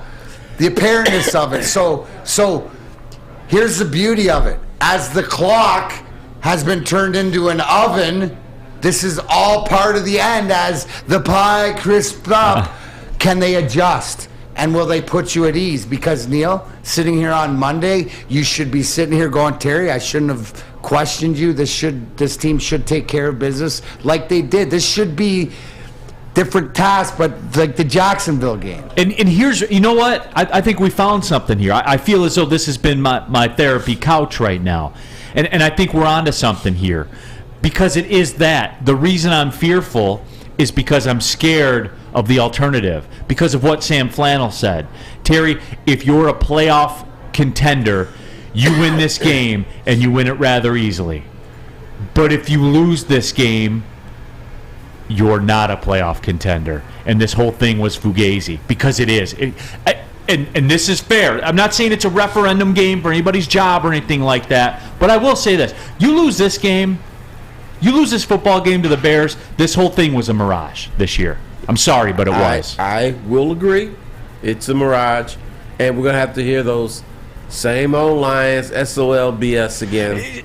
That's different, though. No, it's not. No, it is different because they're playing on house money. I know, but we're all in. We are all in. You know what I'm saying? Yeah. But that's what the Lions... We're not running on emotion of house money. Nobody expected them to be here, though. I agree. I called them dead at 1-6. Yeah. Okay, but they are, so now take advantage. That's what the Lions did. Yeah. They come out of nowhere, go on the brink of something good, and then fall on their face. So against the team, they should win. Let's make it different this year, right? Let's That's right. take care of this game and then go into Green Bay and take care of that game.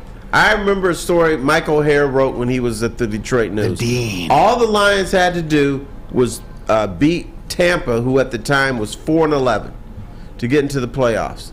He called it the lock of the millennium. Lions lost. Hey, how about that same old and I Lions. was going to wait till after we won this weekend until next weekend, but do you remember the last time going into Green Bay without even their starting quarterback when we made Matt Flynn $40 million? Right, to win a game to get in the playoff? yards, Remember 6 that? touchdowns. So we're not even there yet. So these are the same old line. So that's the whole thing. So whatever it is, you have an opportunity to change the narrative. Do something different. You control your own destiny. Until next week. Alicia said I had the Lions going 12-5 this season. All right, well that's there. Real quick, WoodwardSports.com chat thread. People are overwhelmingly in favor of the fat Luther Vandross. They say that he would sweat more. He did sweat more. Sweat like Charles. But also when he sang, they had to turn the temperature down in the arena for him, so it couldn't be too hot because he's a sweater. Yeah, absolutely. But he was a better singer when he was. When he had more pounds. Let's just say it like that. Hey, wintertime in Detroit's always better with the comfort foods from Big Boy. Try the classic meatloaf or the Cajun chicken Alfredo. What about the breakfast? The stuffed potato pancakes are back. The Lumberjack, Santa Fe Garden, the Blockbuster. As you know him, you know the hits at Big Boy. Get in there. It's wintertime. It's comfort food. Stop by your local Big Boy today.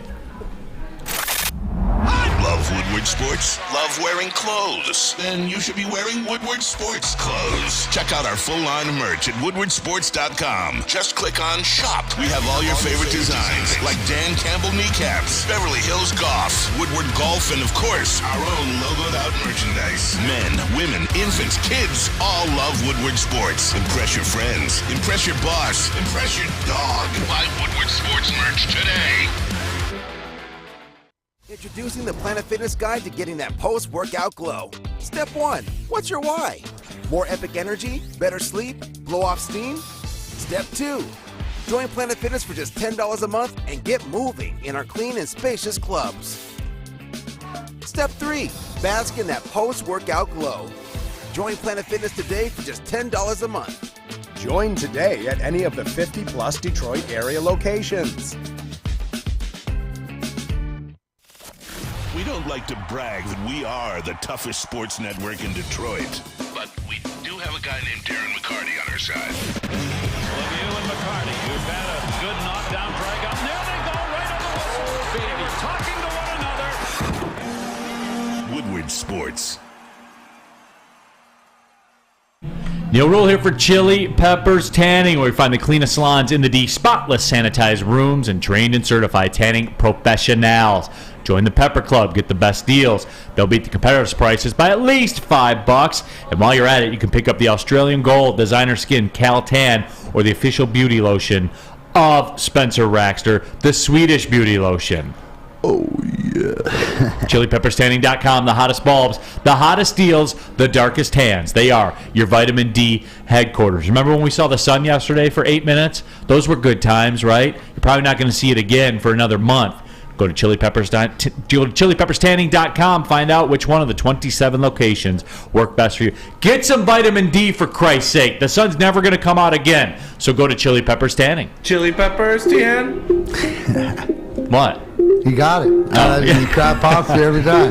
All right. Got a little fish. Neil, you should know better that Fat Luther Vandross was a much better singer. Well, people ask the question, who was better, Fat Elvis or Skinny Elvis? Well, that was different because Skinny Elvis was young, really good looking. The women loved him. He didn't even have to perform. All he had to do was stand up on stage and he get a standing ovation. But then when he was Fat Elvis, he had to fight for stuff because he wasn't what he was before. And also, when you go to church, when a skinny girl is about to sing, you're like, oh, I hope she does a good job. But then when they get a hefty heifer up there, you're like, oh, this girl's about to tear it up. And so you watch them like, oh, man, come on, girl. I want to see it. Sing from deep within your soul. To that point, Terry, you're more to, right, where the more of the frail girl, you're like, oh, I hope she does well. And the other one, you're just like, I know this girl's going to blast it. The frail girl is like, okay, I wouldn't mind getting with her after church. But the hefty heifer, you're like, oh, shoot, she about to tear it up. So just before she belts out that first chord, you're like in anticipation, like, oh, here we go.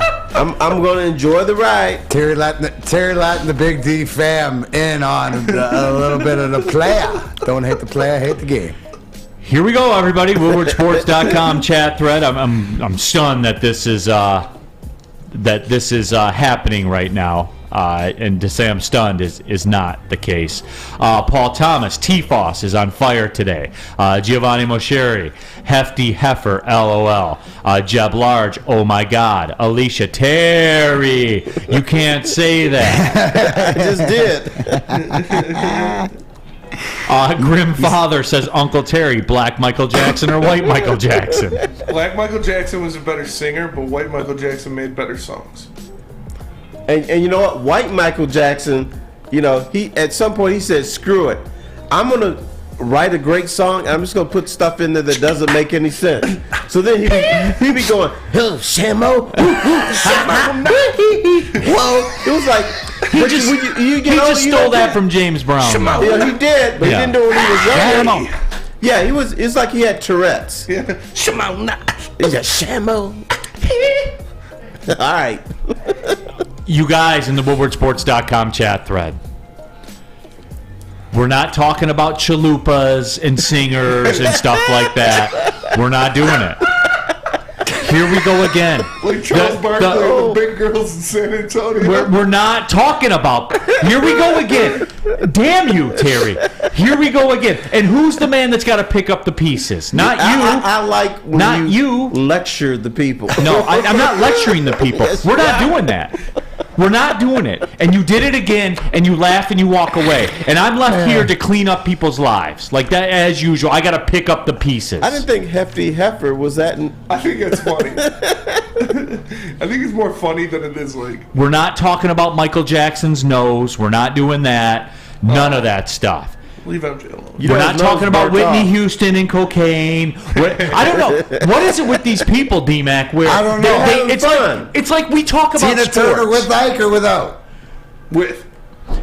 We're not talking about domestic violence or any of that stuff. Like, D-Mac, it's like the Lion stuff and the sports stuff we do is like a filler for everything, and these people just kind of circle around and they wait for Terry to give them the cue, and Terry gives them the cue, and then they go. And the next thing you know, I got to hear about Lizzo and chalupas, and we're not doing that. Terry, Mrs. Thomas from Lizzo? What's Happening Can or Lizzo Florida. sing Yeah, I don't care if Shirley from What's Happening was better looking than Mrs. Thomas. No. Okay, Neil. Yes or no? Can Lizzo sing? Oh yeah, absolutely, for sure. Don't believe me. Believe the She's Grammys. a big girl, right? Yes. Just saying. It's a good song. Just saying what? Why can't it just be she's a Grammy Award-winning artist? Why can't it just be that? Because Big Adele. when you're a big girl, you could belt it out a little better. Adele's best hit was when she was a bigger girl. She looks real good now, but and see, perfect. Here we go. Here we go, you guys. Adele. Love Adele. Ken Dog 2345. F that, Neil. We are talking about this. Alicia says, "Yep, today's the day Neil loses his ish and quits." Jim 3. Dad, Neil, relax. It's okay. See, and I'm vilified for it. And you know what? Who was better as a big girl singing? Adele. Yeah. Yeah, oh, absolutely. Hello. She sang about her pain. Now she's in a good place. She doesn't have anything. She doesn't have pain to sing. Right. About. She doesn't have pain to sing about. She's not pissed. Steve, we're not talking about people's type being brown gravy. We're not doing that. What about Econ? OJ with the gloves or without? Let's go all the way, everybody. I want to do a Spenmo, fast break, 5 questions about the NBA. Get it out of your system, guys. Go ahead. Go ahead. I'll accept this. Besides Elvis, give me one person who was better, as a better singer as a skinny person than they were as a fat person. You can't. Probably say Jim Morrison of the Doors. Because when he got kind of fat, later, a big part of that yeah, too. but his was more gravelly. When he was thinner, I liked his voice better. I think that's another example. Most people go thin to heavy, right? That's usually the circle of sort life. of like, yes. but a lot of time, the heavier to thin, we're telling Adele or did Luther go heavy to thin? Gromit 0237. No, he went from thin to heavy. Thin to heavy. Hold on, Spenny. What'd you say, Spenny? Gromit 0237. Meatloaf. Fat or skinny? And people are talking about Mariah Carey and stuff. We're not doing that. Mariah Carey is Smokey Robinson, big girl now. Christina Aguilera. None of it. Jennifer Hudson. Robinson. No. She was better as a big girl. Kelly Clarkson. Let me know when you guys are done. Kelly. Let me know when you guys are done. Even D-Mac, who usually just kind of hangs out, even D-Mac got sucked in and gave me a Kelly Clarkson. There's got to be country singers for sure too. I mean, I don't know any, but I'm not a country guy. Are you happy with yourself? I am, as a matter of fact. Frank Sinatra? Jennifer Hudson. Was That's Frank a good. Sinatra really She fat? got Did he well. ever get fat? He was roly-poly. Was he a hefty heifer? Jeb Large says Axl Rose got fat and lost his voice. That is true. That is, that's yeah. right. Skinny Axel was way better. He had a skinny voice though, but he was skinny. But like Luther Vandross, and now you're getting me into this. Like, But look, yeah, Luther if you Vandross, lose your voice, that doesn't count. he had that deep singing voice. He had to go deeper to get it. Axl Rose was, you're higher pitch. Yeah, so he was better skinnier. He was better, more skinny. Yeah, He could hit a higher note. I can't get that. All right, can I brag about something? We've been dancing. Yes. I got to introduce Luther Vandross, and who else was on there? At a concert at Masonic Temple. Look. Oh, B.B. King? B.B. King's better fat. Tony D. Later, the show has gone too far down the toilet. See, I hope you're happy with yourself. No, I'm very happy. This is what the people want. People won't admit it, but they like stuff in the toilet. It's true, I guess. Southpaw Slab says Sinatra was fat with a PHAT. Frank Sinatra's, like when people say, if I could have dinner, you do dinner with 3 people, Frank Sinatra is the first one I'm getting at that table. Okay. Think he's seen some stuff? I just would like Think he's got some stories? I want to go out on a night on the town with Frank Sinatra. See, I always thought Dean Martin would be the Rat Pack was like you mentioned, it's like that old Vegas stuff. That's always intriguing. Chubby Checker. He was always chubby, wasn't he? Did he get skinny at the end? I don't even know. Wyatt Bayer, Mama Cass was better fat. I don't remember She Mama was Cass always skinny. I don't know. Just waiting for this segment to end. Mama Cass was a hefty heifer. Okay, we got about a minute and a half left, Terry. Is there anything else that you want to fire about? John Popper's a good one from Blues Traveler. He was real big and then he went small. Vince Neil from Motley Crue, he way better thin when he got kind of. He can't sing now. Yeah, he's not a singer, but you know who's going to get real fat when they retire from basketball? Killian Hayes. Why do you say that? And Luka Doncic. I just have a feeling. Luka for sure. And Nikola Jokic too, which is part of the reason he's a fat. There's pictures of him as a kid when he was chubby as a kid.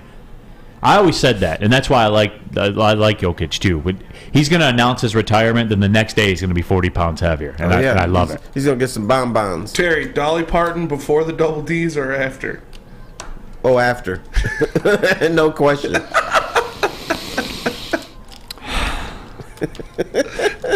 That was from Lefty in the Woodward Sports chat.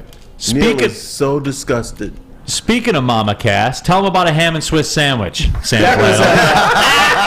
Great segue, Neil. Yeah, because Mama Cass, obviously. But anywho, I will come in and save the day. With the holiday season here, Swiss Insurance wants to remind you to insure those gifts of jewelry or collectibles. In the last 2 weeks, Swiss has saved its clients an average of 26% on their insurance premiums while increasing coverage. That's a lot of money to free up for the giving season. Happy holidays from Swiss Insurance, and go blue. Love Woodward Sports? Love wearing clothes? Then you should be wearing Woodward Sports clothes. Check out our full line of merch at woodwardsports.com. Just click on Shop. We have all your favorite designs, like Dan Campbell kneecaps, Beverly Hills Golf, Woodward Golf, and of course, our own logoed out merchandise. Men, women, infants, kids all love Woodward Sports. Impress your friends. Impress your boss. Impress your dog. Buy Woodward Sports merch today. By now you know me, Christina Gennari, as the obvious choice in real estate. And you know my website, soldchristina.com, as your #1 resource for buying or selling your home. Myself, along with my amazing staff, pride ourselves on making your home buying and selling experience a relaxing and easy one. Come see why we are the obvious choice. Christina Gennari at soldchristina.com, the obvious choice in real estate. Can't get enough Woodward Sports content? Head over to woodwardsports.com right now for up-to-date sports articles and great entertainment news. We have the best writers, bloggers, and coverage all at your fingertips. Head to woodwardsports.com right now to experience all Woodward Sports has to offer. Back at it, everybody. Welcome back to Big Double D Energy. WoodwardSports.com. Neal Ruhl, Darren McCarty, Terry Foster, Sam Flannel, Spencer. That's what you want, Terry. That's what the people want.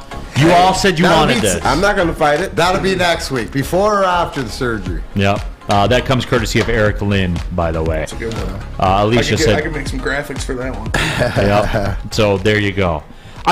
Steve Lehman says Pop-Tarts taste like diabetes. Let's get back to frosting. That. Everything good tastes like diabetes. It does. Grim Father says fat Ermanni or skinny Ermanni with the custom health centers. You know what? Fat Ermanni is a lot happier. No, I don't think so. I like skin. I bet skinnier Armani's happier. Nah, but Fat Ermanni always picks Michigan to win the national title. Always picks the Lions to win the division. He's just happy. And then he wanted credit. What are you saying, that skinnier Ryan is more thoughtful, more thought-provoking? Skinny Ryan is actually going to look at sports and say, "Oh, this is not possible." Oh, so it's he's just going to not be blind, a little bit more objective. The blind Fat faith. Ermanni is just everything good's going to happen. I'm just having a good time. Blind Leave faith. me It's like the alone. I'm opposite going of to the eat what I legend want to code. eat. Yeah. Right. Nice. Happy. Whether or not it makes me a better singer or not a better singer. Well, he's not singing. He's singing praises. Okay. Please. Can we please do a Spencer Raxter fast break, please? All right. That's what I want. Okay. We can do it. Thank you. Okay, fast break. First question of the NBA fast break. Which Charles Barkley was better, Philadelphia or... Oh, my God. You know what? Philadelphia Charles. No. Philly Phoenix Charles or Charles? Phoenix Yeah. Charles? Yeah. Phoenix Charles was better, Terry. He knew what it took. There was no wasted energy. I like fat Charles Barkley better. Yeah. And I think fat Charles Barkley was better on the court. Terry says you have to have a big ass to get a rebound. That's true. You did back then. You had to have a big ass. I like Charles Barkley in Philadelphia. So did I. He was electric. Because he was hilarious. He was funny. He could play. His problem in Philly is that the Philly fans are never satisfied. So I used to piss them off, which I'm okay with. Yeah, his biggest problem was replacing like the Dr. J era and not winning a title. Right. And plus, I had I have a story about Charles as Philly Charles and Phoenix Charles. Philly Charles, he said something controversial about, athletes not being role models and stuff like that. So I wanted to talk to him about that before a game. So we talked for like an hour. And then the PR person was like looking real nervous because I think it's 90 minutes before tip-off. You got to leave. The media has to leave the locker room. And so the PR guy, looks at the young guy, says, "Sorry, Mr. Barkley, he's got to go because the tip-off is at 7:30 and it's 6:05 now." Charles looked at him and said, "I ain't finished. My man got to leave yet." So it was the only time I'd ever been in a locker room when I wasn't supposed to be. It was like I stayed there until like an hour before tip-off. And so finally I said, "Well, I got to go, Charles. I got to go." So anyway, the next time the Pistons were going to Philadelphia, he said, "Come and see me so we could talk again before the game." So what happened was Bill Laimbeer got injured before the game, so I had to write a story about Bill Laimbeer being injured. So during the game, the ball is loose in media row, but we were on the end line. So I grabbed the ball, caught it, and Charles was there, so I threw it to him. And he said, "Hey man, I thought you were gonna come visit me before the game." And I said, "Well, Bill Laimbeer got injured, so I had to write a story on it." He said, "Oh, I should have guessed it would have been because of that asshole." Then he just wants to talk more, and this is during the game. So the ref is blowing the whistle. Said, "Charles, we got to play." He said, and then he looks at me and says, "I got something else to do. I'll see you later." There it was. Awesome. All right, who's at the 2 spot? Great adjustment on the fly. Yeah, had the quick audible. Next spot, Pistons bench explodes. Can Burks and Bay lead that bench unit going forward? I liked Alec Burks a lot when the Pistons got him because the numbers are 40% 3-point guy, man. Mm-hmm. Like that's the baseline. I was a big fan of getting Alec Burks, and he showed out last night was an anomaly, like the other way. Yeah. You don't expect him to go 10 for 10 and 6 for 6 from 3. I'm a big Alec Burks guy. The problem with him right now is the timing. I wish we had Alec Burks 2 years from now. Yeah. You know what I'm saying? Like, some dudes are like that. Not everybody's a starter. No, Not everybody's a main dude. He's a Vinnie Johnson. Yeah. I like Alec Burks. Is the jury out on Bay? I don't know. You know? No, I think that you nailed it as far as where your bench goes. That these are the type of guys that you're going to need in the future. Right now, it's great to see that happening, but really, where is it relative to the Pistons as a team that can win a playoff series, win a championship, right? Probably not going to be this guy here, but a guy like him. Yeah, because the numbers don't lie. Right. I think we forget you do need a bench to win a National Basketball Association championship. So I like them in their roles. There's not going to be a ton of pressure on them because they're coming at the end of the first quarter and a little bit in the third quarter and just trying to keep things humming along. So I like Alex Burke, and I am not giving up on Saddiq Bey yet. I'm not either. He's a youngster, and he shows flashes that he can do things, but he shows flashes that he can disappear for a long time. And he's got a 50 burger on his resume. He has a 50 burger on his resume, and he still hasn't learned how to be a professional. And that's something that I believe that he has the disposition to learn that, because he's not some jerk going around thinking I'm the greatest in the whole world. He's humble. So I like humble guys to be able to rebound and to have a good career. All right. Third spot. Third spot. We already talked about the Darren or Ivy potential, so I'm going to put the first one in there. Who would you rather start your franchise with today? Luka Doncic or Giannis Antetokounmpo? Luka. It's just he's a guy that I don't see any weaknesses in the game. You know what I'm saying? Mm-hmm. Like, Giannis gets in these shooting funks from time to time. And we've seen it. And we've seen it happen in big spots. Now, the knock on that is, well, what's Luka Doncic done, in terms of the postseason? People forget, man. They beat the Suns last year. Yeah. People forget that. They whooped the Suns. They whooped that trick. Yeah, no doubt. They did. And 40-point game. Yeah, like, it's there. Like, he's having success. He's on his way. I would go with Luka. I think it's Luka because it's guard-centric, like you said, other than the one team with the Joker that brings the ball up court, but he can do everything. And I think that Terry brought it up yesterday. It's the number one thing that concerns me about Luka Doncic is that he can turn it on and off when he wants, right? You know what I'm saying? Is to get him motivated to play more and stuff like that. In saying that, he's the guy, because if you put guys around him and show him the way to victory or way to a championship, I think he gets motivated for it. Dallas is in the pressure cooker right now to get him some help. Yeah, absolutely. Talking about Trae Young. Yeah. And he can take, if he has a better team around, he can take a couple days off, which he does. But the other thing about Luka Doncic, he can get off any clean shot he wants during the course of a game. He may not make it, but it's a clean look because he has space between him and his defender. I'm going to go with him. The thing about the Greek freak that worries me a little bit when he gets older is he going to be able to bang those boards like he does now? Is he going to be able to pound the ball, get to the cup, and finger roll or dunk like he does now? I think that's a limited part. He has limited time that he's going to be able to do that. It's interesting you bring that up because I think about that every time I see Zion do one of these dunks.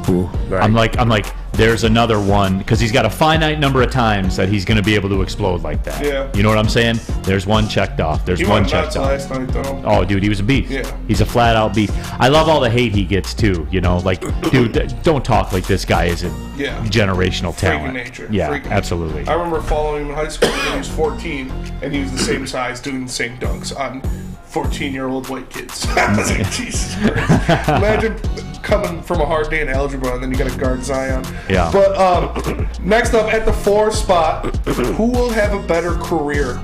Paolo Banchero or Scotty Barnes? Apollo, because he's a bona fide NBA scorer. Yeah. Bona fide NBA Proven already, scorer. right? Yeah. Like, got seen enough. Was awful last night. Still got in double digits. And that was with like 8 field goal attempts. Mm-hmm. I was big on him. That was a guy I wanted in the draft because he can fill it up.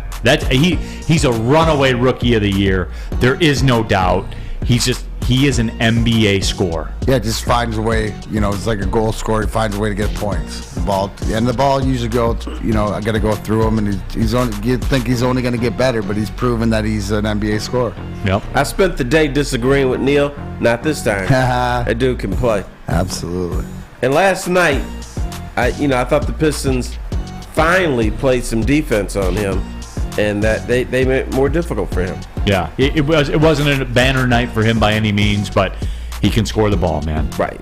Give me that every 82 time. games, you're not going to be a superstar now. He's going to get you 20 a night. Yeah. Yep. That's all I'm asking for. Yeah, Paulo's looking like if the Magic weren't awful, he could be an all-star this year. And finally, Jalen Darren hauls in 18 rebounds last night. Can he make a push for Rookie of the Year? Obviously, it's Paulo's award to lose, but can he get in that top 3 contention with starting all year? No, because people will never get past that Banchero's 20 a game. Yeah. That's it. That's where it stops. Like, it's an offensive award. Mm-hmm. Duran's rebounding numbers are going to continue to be ridiculous. He's going to be first team all rookie. I mean, the only way, no doubt. Yeah, no the doubt. only way would be if Paulo got hurt for the rest of the season, right? But then there's a chance, but no, because all eyes go to the points as a rookie. For awards like that in the NBA, you don't get rewarded for grit. No. Mm-hmm. It's style. Do they have a rookie defensive player of the year? No. No. Not in the NBA. They should. He influences shots, though, man. Yeah, he does. People are scared to go in there. That's what the Pistons were lacking so much. Even with Andre, it's like people aren't afraid to go into the paint against those guys. They're afraid to go in the paint when Jalen Darren's in there. They got to think twice about putting up a weak layup when Jalen Darren's in the paint. Yeah, absolutely. All right, fifth spot, center spot. That was the center spot. Oh, was it? Yeah, that was all of them? That was all of them. Man, it flew by today. We done. Yeah. Absolutely. No, it flew by. We will take our final break when we come back. Got a question for Terry. You guys want to run this into the ground? Go ahead. I give up. Run it right into the ground. Whatever you guys want in the chat thread. Ask BDE. Do it. Ask BDE. Put them in the chat. But first, let me tell you guys, about the Cousins Maine Lobster truck. Because Woodward Sports loves lobster, and what better way to get your fix than Cousins Maine Lobster? With 2 trucks rolling around Detroit, you are sure to find the best lobster rolls, lobster tots, lobster tacos, Terry and my favorites, lobster grilled cheese to power through the day. Go to cousinsmainelobster.com to find their schedule, or scan that QR code right there and figure out where they are. It slaps. In the streets, it does slap. After I ate the lobster grilled cheese on air, I went back and got a lobster roll. Of course you did. It was so good. Cousins Maine Lobster. Check them out. Love Woodward Sports? Love wearing clothes? Then you should be wearing Woodward Sports clothes. Check out our full line of merch at woodwardsports.com. Just click on Shop. We have all your favorite designs, like Dan Campbell kneecaps, Beverly Hills Golf, Woodward Golf, and of course, our own logoed out merchandise. Men, women, infants, kids all love Woodward Sports. Impress your friends. Impress your boss. Impress your dog. Buy Woodward Sports merch today. At work and at home, we're there with smarter security solutions. Featuring complete automation with customized alerts and more. For over 90 years, we've been the company that's been counted on to protect what matters most, all with personalized service and care. Right now, for a limited time, receive a free video device plus free installation with a new home system. Guardian Alarm. We protect Michigan. Get enough Woodward Sports content? Head over to woodwardsports.com right now for up-to-date sports articles and great entertainment news. We have the best writers, bloggers, and coverage all at your fingertips. Head to woodwardsports.com right now to experience all Woodward Sports has to offer. Neal Ruhl here for Planet Fitness, home of the judgment-free zone. Membership start at just $10 a month. Join today in club. You'll pass a couple on the way home, or log on to planetfitness.com. And don't forget, Woodward Sports will be broadcasting live from Planet Fitness on Eureka Road in Southgate all day Friday, January 6th, the first Friday of the year. Meet some guy named Darren McCarty. Braylon Edwards, okay. Ryan Ermanni and the rest of the team. Chance to win tickets to see Joel Embiid, James Harden, and the 76ers against your Detroit Pistons on January 8th. Free pizza for everybody from 12 to 3.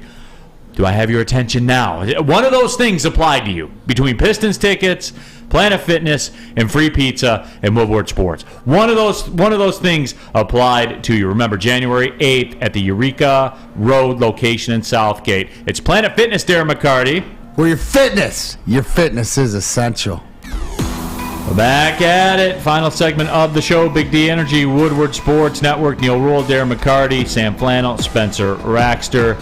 Hey, not Darren. Your name is Neal. Yes. When we go to the Planet Fitness downriver, do people want to meet downriver Debbie?